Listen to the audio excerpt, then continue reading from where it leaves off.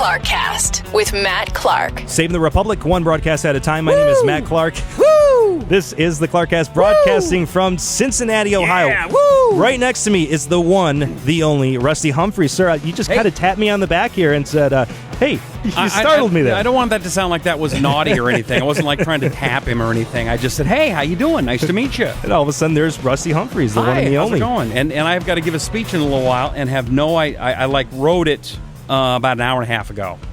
So hopefully it's good. I probably should read it one more time. Once more? I go. Yeah, probably. Okay, well, let's see what you have. Come on. No, on your audition. It starts off with 7 years ago. That's usually a good way to start.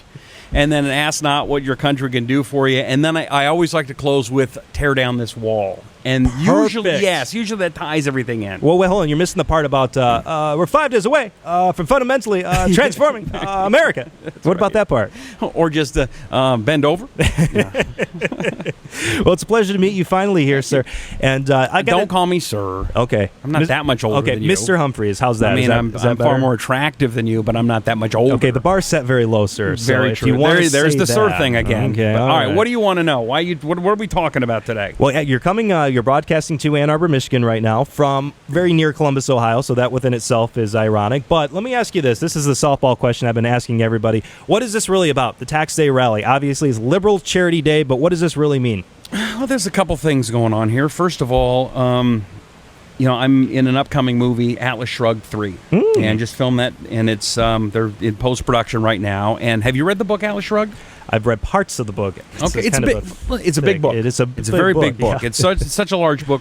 They had to do 3 movies of this thing. Kind of like Lord of the Rings. Yes. But, Ayn Rand wrote about this fictional future where, bureaucrats would run things and take people off their land and take their cattle should they want to, or laws are enforced at whim, or, the government comes in and tells you what you can or can't do with your business. And 57 years ago, it was kind of scary, but it was crazy. It was never going to happen, and now we're living that. Come to fruition, yeah. And so that's what this is for me. It's not just about taxes. It's about the overreach of government. And, one of the things I'm also a part of is the primary Boehner campaign. I'm actually the spokesman for this because, I'm sure John Boehner's a great guy. I'm sure he's very nice. I'm sure the guys at the tanning salon love him. But I think, 24 years is plenty. So does the Obamacare tax on tanning, too. Well, exactly. So were you part of the electile dysfunction ad that I've been hearing the past couple days? That would be coordination had I had anything to do with it, so I cannot confirm or deny. Brilliant. Absolutely brilliant ad. It's actually funny you asked me that question because had I legally sat down and helped them write that would be against the law. That's the McCain-Feingold Incumbent Protection Act. It's crazy things like that. I wasn't meaning to trip you up. I wanted to actually pay a compliment. No. But see, that's what's interesting. I get as a talk show host like you, I wouldn't even think of those kind of things. It's crazy things. Like before the filing deadline, had I come up to one of the candidates and said, yeah, you should change ties, that would have been illegal because I would have given him a suggestion or it's those kind of crazy laws that I have to be careful of. It's but that just protects insane. us, though, doesn't it, sir? I mean, we have... Yeah, it protects John Boehner, it protects John McCain, it protects the incumbents. It doesn't do anything for the people. Right. Speaking right now with the one, the only Rusty Humphries right here at the Cincinnati Tax Day rally. The American dream is something that's been brought up on this program today many different times. And a lot of people will say, especially on the left or even critics of the Tea Party, anybody who is really critical of what you've been advocating, what I've been advocating, it's not cliche to say the American dream, we're about the American dream, and the government, the overreaching government's getting in the way of the American dream. It's not cliche, is it? No, it's not cliche. It's like patriotism. My father was killed in Vietnam when I was 3, and growing up, patriotism wasn't cool. People made fun of folks that believed in that kind of thing, and I always did. I always believed in our country first. I always believed in supporting our military and the red, white, and blue, and people laughed at that growing up. It's the same thing today about fighting for the American dream. Oh, it's not that big of a deal. It's not far gone.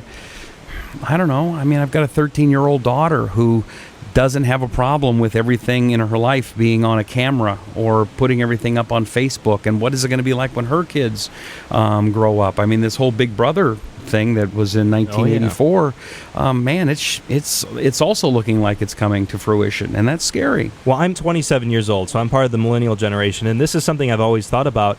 How can somebody my age possibly run for president of the United States when almost everybody my age has had a Facebook account since they were, I don't know, your daughter's age, when they've had a Twitter account, not to mention the NSA storing everything? I mean, where do we go in terms of privacy moving forward? No one's going to care. I mean, you've got pictures of Barack Obama smoking weed with the Choom wagon. They'll care if they're not a Democrat. Well, that's the distinction. Well, I mean, when it gets a little bit further along, we'll see what matters. But, you know, I mean, our standards have just been so lowered.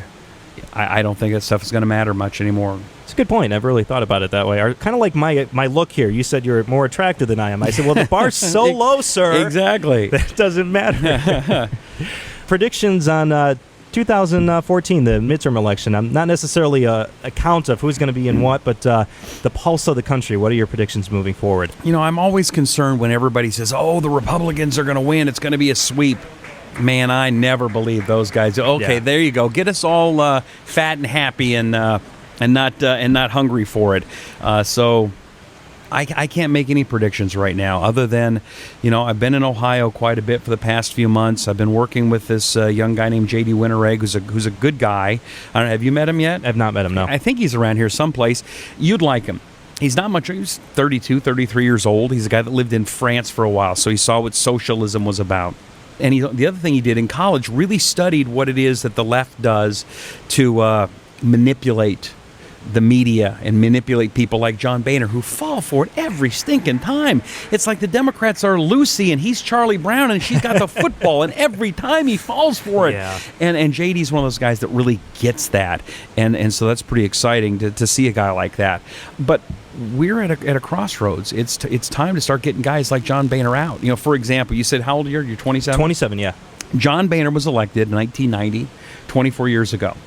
The number one movies were Pretty Woman, Godfather 3, and Home Alone. And have you seen the Home Alone kid lately? Yeah. Yeah, 24 years is a long-ass time. Collecting Social Security now. Well, while high on heroin. I mean, I'll tell you how bad Macaulay Culkin is. When you give up Mila Kunis, okay, at that point, you know you've smoked way too much whatever it is you're smoking.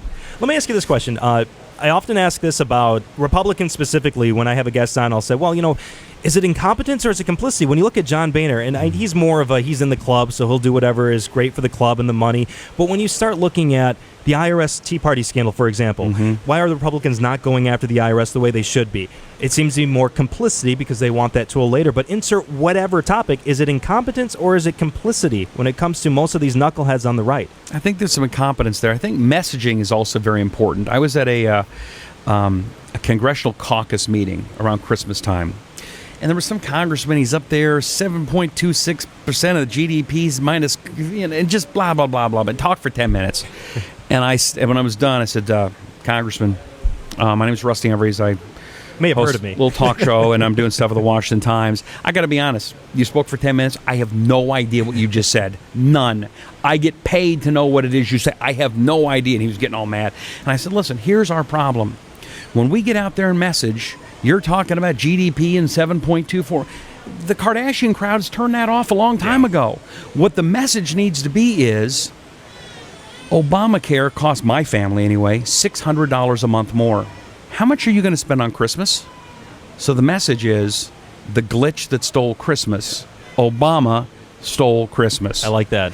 And it's those kind of things that the Democrats are masters at, using emotion, where we try to use reason and logic all the time, and it's very hard to reach an electorate that doesn't pay very much attention without using emotion. I don't disagree with that. In fact, I think that is a huge part of this is the messaging. But let's take my generation again, the millennials.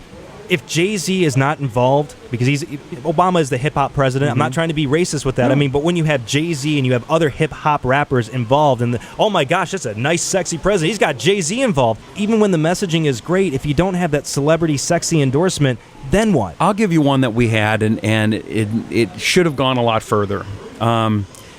Bruce Jenner is a good friend of mine. Calls me up and says, I got an idea. I need you to get to the Romney people. Can you do it? Yeah, what do you got?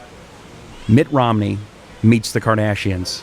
Mitt comes to the house, we have dinner, the girls ask questions, and we roll on it. We see what happens. Bruce, that's the most brilliant thing I've ever heard. I mean, these girls have 30 million Twitter followers. Right. I mean, one or two questions. Everybody's going to have to watch this. You know, are the girls going to rip them a new one? I mean, how's this going to turn out, right?